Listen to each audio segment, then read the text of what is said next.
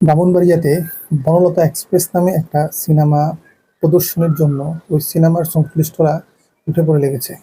তাদের উদ্দেশ্য ব্রাহ্মণবাড়িয়ার যে ঐতিহ্য, ইতিহাস, যুগ যুগ ধরে ব্রাহ্মণবাড়িয়াতে সিনেমা হল হয় না এবং সিনেমা প্রদর্শনী হয় না, এই গৌরবময় ইতিহাস এবং পবিত্র ইতিহাসটাকে তারা মুছে দিতে চায়, ভেঙে দিতে চায়। তারা এই সমাজটাকে আবার তাদের বানানো সমাজ অনুযায়ী গড়ে তুলতে চায়।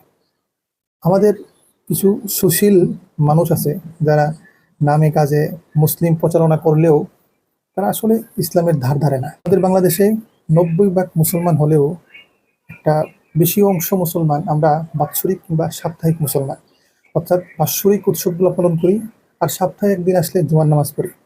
আমাদের কাছে কোনো সিনেমা কিংবা অশ্লীলতা ছড়ানোটা তেমন একটা যায় আসে না।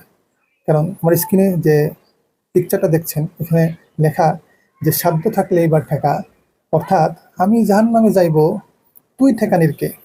এখানে প্রচুর লাভ ব্রেক, কেয়ারিং ক্রিয়েট, অর্থাৎ বাংলাদেশে অনেক মুসলমান সিনেমা প্রদর্শন, অশ্লীলতা, সিনেমার মধ্যে আইটেম সং, এগুলাকে মানে কোনো ধরনের অপরাধ বা পাপ মনে করে না। বরং আমরা যে পদক্ষেপ নিতে চাচ্ছি, ব্রাহ্মণবাড়িয়ার অনেক জনগণ আছে, তারাও এটা পছন্দ করতেছেন না। আপনি এটার বিরুদ্ধে কোনো পোস্ট করলে তারা এখানে এসে আহার এক দিবে। অর্থাৎ বিষয়টা এমন দাঁড়াইছে যে আমি জাহান্নামে যাইতে চাই, তুই ঠেকানির কে।